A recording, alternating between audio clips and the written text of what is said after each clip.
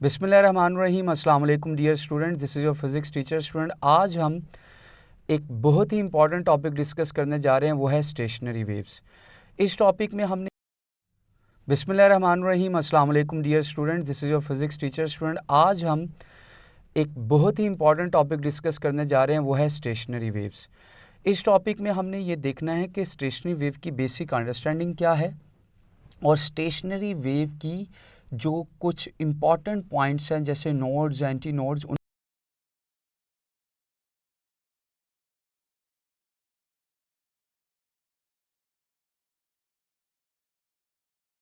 उनकी क्या अंडरस्टैंडिंग है और इन तमाम पॉइंट्स से रिलेटेड क्या इम्पॉर्टेंट एमसीक्यूज आपसे पूछे जा सकते हैं। So student, let's start our discussion stationary wave. तो स्टूडेंट, स्टेशनरी वेव का अल्टरनेट नेम जो है वो लिख लें, जो बाज़-औक़ात क्वेश्चन में यूज़ हो जाता है। इसे हम स्टैंडिंग वेव भी कहते हैं। और ये स्टेशनरी वेव इसलिए कहलाती हैं क्योंकि इनमें एनर्जी ट्रांसफ़र नहीं होती, यानी ये वेव्स एक पॉइंट से दूसरे पॉइंट तक एनर्जी ट्रांसफ़र नहीं करती। These are not actually progressive wave, they confined energy. तो पहला पॉइंट आपने यही नोट करना है, यही आपको पता होना चाहिए जो एमसीक्यू के लिहाज से इम्पॉर्टेंट है कि स्टेशनरी वेव्स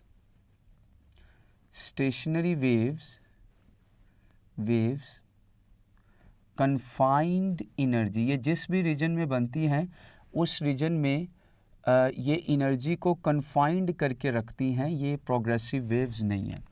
अब दूसरा पॉइंट जो एमसीक्यू के लिहाज से इम्पॉर्टेंट है, जो आपसे पूछा जा सकता है स्टेशनरी वेव में, वो ये है कि एक्चुअली जो स्टेशनरी वेव है वो बनती कैसे हैं। तो हमने प्रीवियसली इसमें ये देखा है कि superposition of two waves having same frequency travelling in opposite direction, जब दो ऐसी वेव्स जिनकी फ्रीक्वेंसी सेम है और वो ऑपोजिट डायरेक्शन में ट्रैवल करें तो फिर वो स्टेशनरी वेव बनाती हैं। तो ये पॉइंट मैं लिख देता हूँ कि superposition of two waves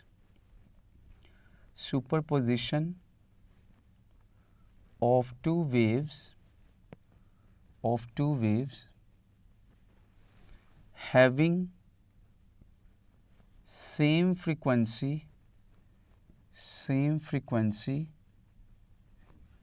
traveling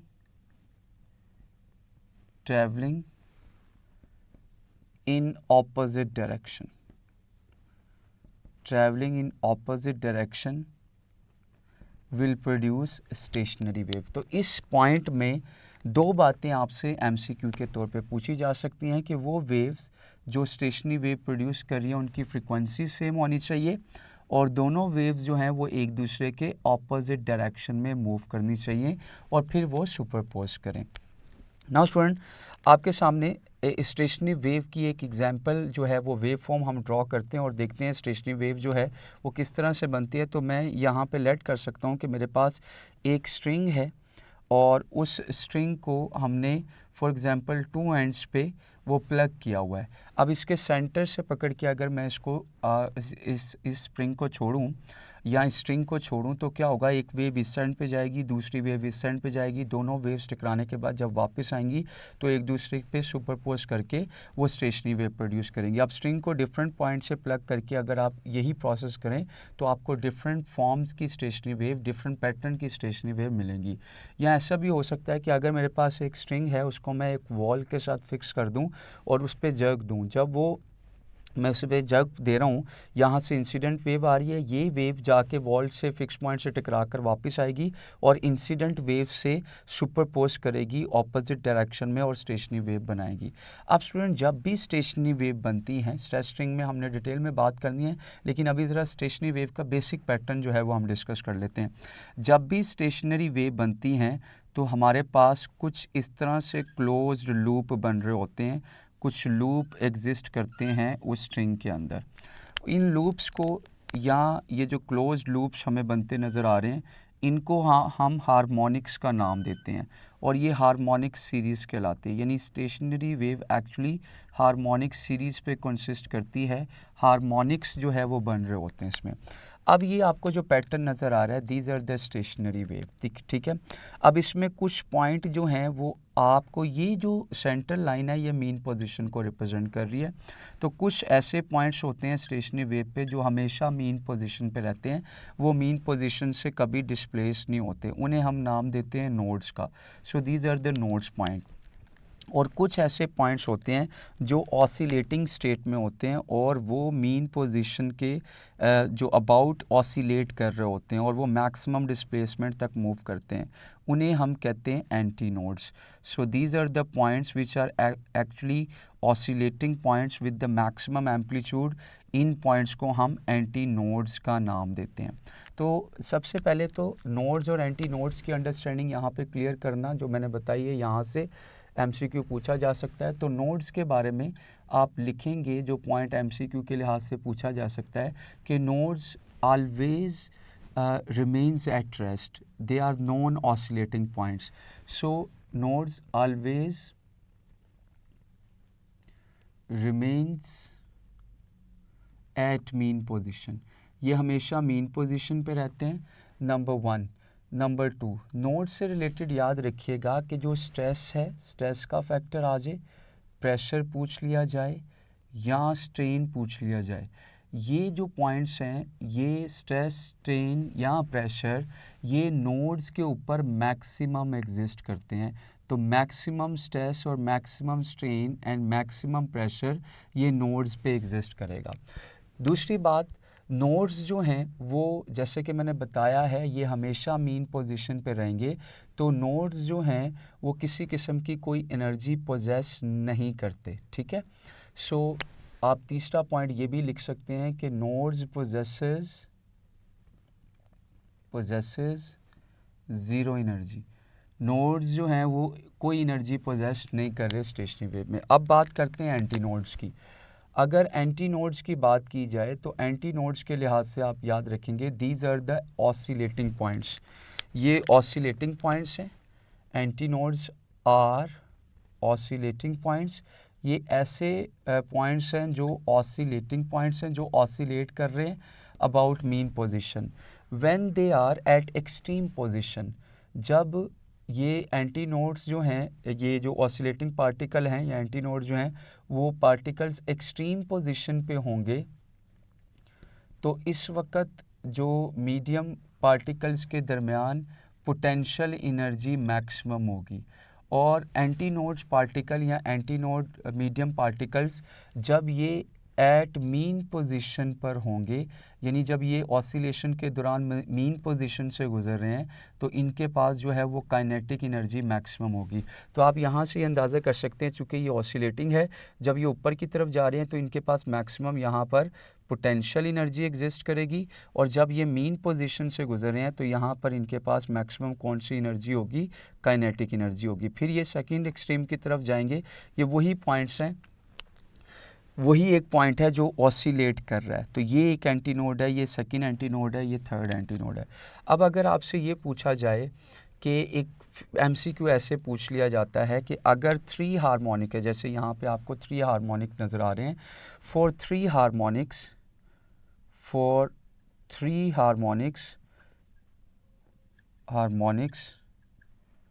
number of nodes, आपसे पूछ लिया जाए नंबर ऑफ नोड्स क्या हैं, तो आप ये देख सकते हैं, आप 3 हार्मोनिक्स में नोड्स काउंट करें, 1 2 3 एंड 4, तो 4 नोड्स आएंगे। और अगर नंबर ऑफ एंटी नोड्स पूछ लिया जाए 3 हार्मोनिक्स में, so number of anti nodes जो बनेंगे वो आपके सामने, अगर आप काउंट करें 1 2 3, सो 3 होंगे। इसको याद रखने का तरीका यह है कि जितने हार्मोनिक्स हैं, जैसे 3 हार्मोनिक्स हैं, उसमें +1 कर दे तो वो हमेशा नंबर ऑफ नोड्स आएगा, और जितने हार्मोनिक्स हैं उतने ही आपके पास एंटी नोड्स होंगे। तो ये बात भी आपसे एमसीक्यू के तौर पे पूछी जा सकती है। नाउ स्टूडेंट, अब कुछ डिस्टेंस के लिहाज से बात कर लेते हैं। मैं दोबारा से यहाँ पे कुछ पैटर्न ड्रॉ करता हूँ स्टेशनरी वेव का, और नोड्स और एंटी नोड्स के लिहाज के दरमियान जो डिस्टेंस है उसको ज़रा हम मार्क कर लें यहाँ पर। फॉर एग्ज़ाम्पल, ये हमारे पास एक स्टेशनरी वेव जो है वो पैटर्न एग्जिस्ट कर रहा है, कुछ इस तरह से स्टेशनरी वेव है इस मीडियम में, और ये हमारे पास नोड पॉइंट है, ये भी नोड है, this is again node, this is node, ये पॉइंट जो है वो एंटी नोड है, ये anti node and this is again anti node. अब आप ज़रा ये देखें कि सबसे पहले ये चीज़ नोट करें कि हमारे पास एक एंटी नोड और थर्ड एंटी नोड के दरमियान का जो डिस्टेंस है this is actually known as wavelength, ठीक है। इसी तरह एक नोड, आप यहाँ से अगर बात स्टार्ट कर लें, और थर्ड नोड के दरमियान का जो डिस्टेंस होगा उसे हम नाम देंगे वेवलेंथ का, ठीक है। अब अगर आपसे ये पूछ लिया जाए कि टू कंसेक्यूटिव एंटी नोड्स के दरमियान का डिस्टेंस क्या है, तो टू कंसेक्यूटिव एंटी नोड्स के दरमियान का डिस्टेंस देखें, ये टोटल डिस्टेंस लैम्डा है, तो ये जो डिस्टेंस है ये एक्चुअली इसके हाफ बन जाएगा। तो हम ये कह सकते हैं एक एंटी नोड और दूसरे एंटी नोड के दरमियान का जो डिस्टेंस है वो लैम्डा बाई 2 है। इसी तरह एक नोड और दूसरे नोड के दरमियान का जो डिस्टेंस है वो भी क्या आएगा, लैम्डा बाई 2। अब अगर ये पूछ लिया जाए कि एक एंटी नोड और नेक्स्ट नोड के दरमियान का डिस्टेंस है, तो अब आप ये देखें कि ये इसका भी हाफ बन गया, तो ये जो डिस्टेंस आएगा this is going to be lambda by 4। तो यहाँ पे ये बात भी मेंशन कर लें कि एक एंटी नोड और वेरी नेक्स्ट नोड के दरमियान का जो डिस्टेंस है this is going to be lambda by 4। तो ये बातें आपसे एमसीक्यू के तौर पे पूछी जा सकती हैं, ना सिर्फ डिस्टेंस के लिहाज से बल्कि फेस के लिहाज से भी पूछा जा सकता है। अगर वो कहे कि एक एंटी नोड और दूसरे एंटी नोड के दरमियान फेज़ कितना है, यानी फाई एंगल कितना है, फेज़ कितना है, तो आप देखें आपको ये समझाइए बात, आप सिर्फ लैम्डा की जगह क्या पुट कर दें, 2 पाई, 2 से कैंसिल, तो ये मेरे पास पाई आ जाएगा। बिल्कुल इसी तरह से अगर नोड और नोड के दरमियान फेज़ पूछा जाए तो लैम्डा की जगह आपने 2 पाई पुट कर देना, 2 से कैंसिल हो गया, ये हमारे पास पाई रेडियन आ गया। और एक एंटी नोड और दूसरे नोड के दरमियान का अगर फेज़ पूछा जाए डिफरेंस, तो आपने लैम्डा के साथ की जगह 2 पाई पुट कर देना, डिवाइडेड बाय 4 आ गया।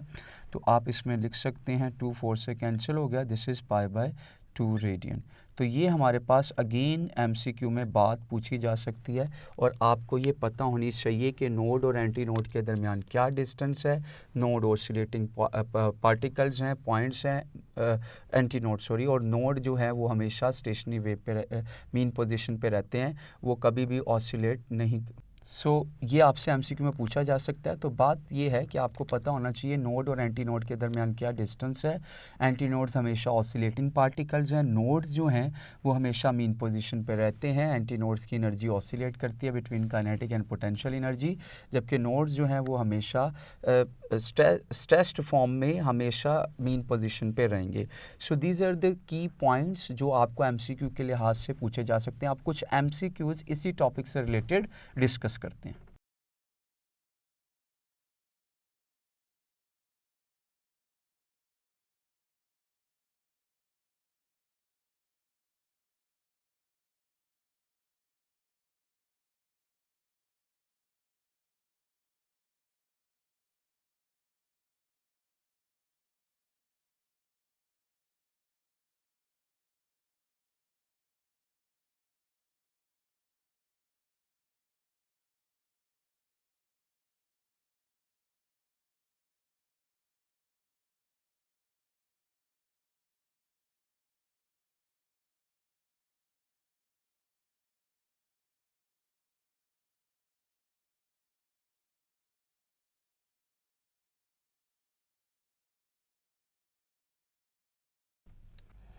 सो स्टूडेंट कुछ इंपॉर्टेंट एमसीक्यू देखते हैं इस टॉपिक से related.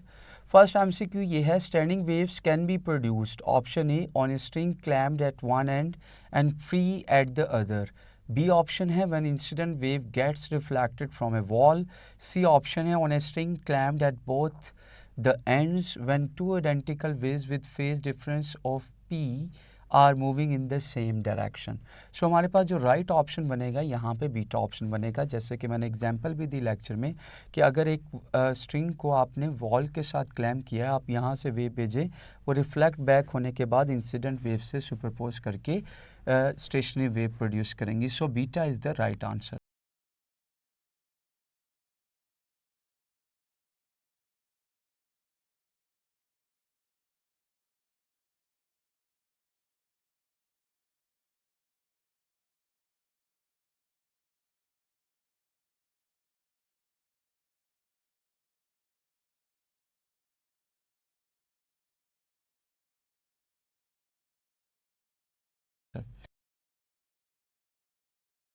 If the number of loops of a stationary waves are increasing then, देखें अगर नंबर ऑफ लूप्स इंक्रीज कर रहे हैं इसका मतलब ये है कि वेवलेंथ डिक्रीज कर रही है।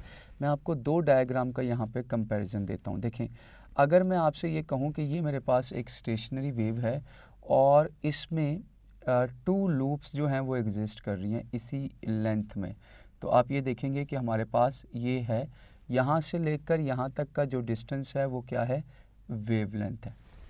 अब अगर इसी लेंथ में मैं 2 की बजाय 3 लूप्स जो हैं वो स्ट्रिंग के जनरेट कर दूं तो फिर आप देखेंगे कि वेवलेंथ पे क्या इफ़ेक्ट आएगा। देखिए अब हमारे पास 3 लूप्स जो हैं वो बनेंगे उसी स्ट्रिंग लेंथ में, उसी स्पेस में। तो अब जो मैं मार्क करूँगा वेवलेंथ, तो वेवलेंथ अब मैं यहाँ तक का डिस्टेंस मार्क करूँगा जो कि डिस्टेंस है 1 कंप्लीट साइकिल का। तो आप देख सकते हैं कि लूप्स के बढ़ने से नंबर ऑफ लूप्स इंक्रीज़ हुए हैं लेकिन जो वेवलेंथ है वो डिक्रीज कर गई है। सो यहाँ पे जो राइट ऑप्शन आएगा that is going to be beta. Now student,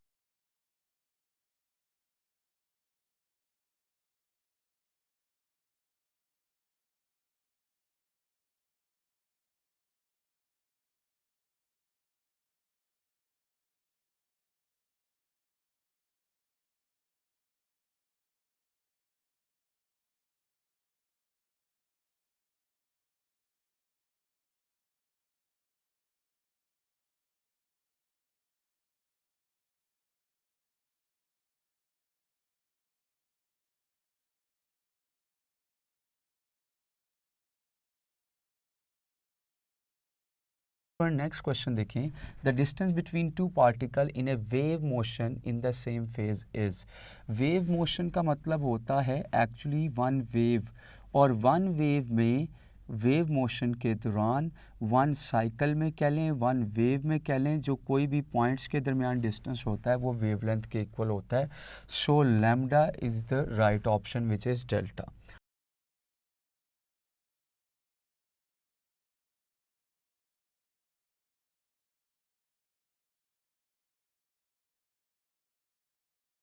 now student next question देखिए। When the antinodes are all at their extreme displacements the energy stored in. देखिए ये बात आपको समझाई जा चुकी है, दोबारा से यहाँ पे आपको समझा देता हूँ कि ये मेरे पास अगर एक स्टेशनरी वेव है हमारे पास, तो ये पॉइंट्स हैं जो एंटी नोड्स कहलाते हैं। अब एंटी नोड्स अगर वो कह रहे हैं एक्सट्रीम पॉइंट्स पे हैं with respect to mean position, तो इनके पास सिर्फ और सिर्फ कौन सी एनर्जी होगी, पोटेंशियल एनर्जी।